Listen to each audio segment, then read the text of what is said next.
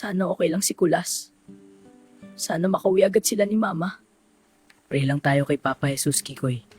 Magiging okay ang lahat.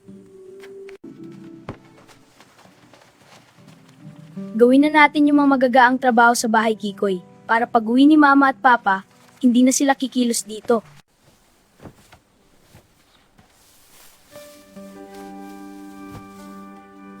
Tama pa uwi na si Papa. Malinis na ang bahay.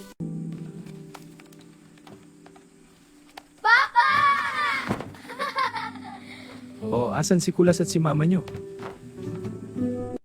Pumunta po silang center, Papa. May sakit po si Kulas. Nga? Sandali anak ha, bibili muna ako ng tanghalian natin para hindi na magluluto si mama ninyo pagbalik. Sige po, Pa. Kamusta kaya ang asawa at anak kong si Kulas? Panginoon, sana okay lang sila. Buti na lang kahit papaano, nakaapat na ran din ako sa pasada ko. Ate, pabili po ng isang order ng sinigang. Pakidagdagan po ng sabaw, ate. Salamat po. Salamat po. Mga anak, ayusin ko lang ang kakainin natin ha. Papa, hintayin na natin sila Mama umuwi para sabay-sabay tayo kakain. Di pa naman po kami gutom. Sige mga anak, hintayin na lang natin sila. Okay na ang tanghalian natin mga anak, sila mama at kapatid na lang yung kulang. Opo, Papa. Hintayin natin sila. Mga anak, nag-aalala ako sa mama at kapatid nyo. Puntahan ko na lang siguro sila sa center. Sama kami, Papa. Wag na anak, dito na lang kayo. Mabilis lang si tatay. Sige po, Papa. Linda, asan na kayo na anak mo? Panginoon, sana okay lang mag-ina ko.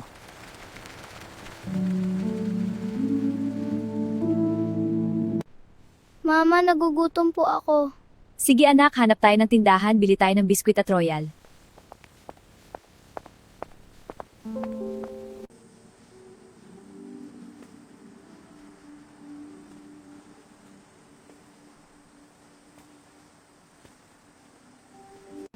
Ano yun, Iha? Pabili po ng royal at biskwit, tay. Salamat po tayo. Hay salamat Panginoon, makakauwi na kami. Kamusta na kaya ang dalawa kong anak na naiwan sa bahay? Nakauwi na kaya ang asawa ko?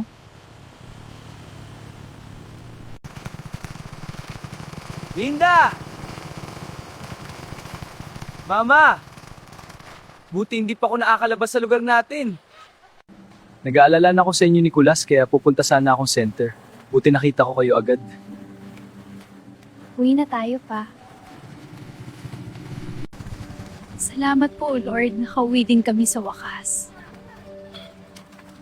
Halina kayo ma, hinihintay na tayo ng mga anak natin. Di pa sila kumakain. Kikoy! Isagani! Andito na kami ni Papa nyo at ni Kulas! Kulas, kumusta ka na? Di bali, babantayan ka namin ngayon hanggang sa gumaling ka. Ma, kamusta ang punta niyo sa center? Marami bang nireseta kay Kulas? Okay naman pa.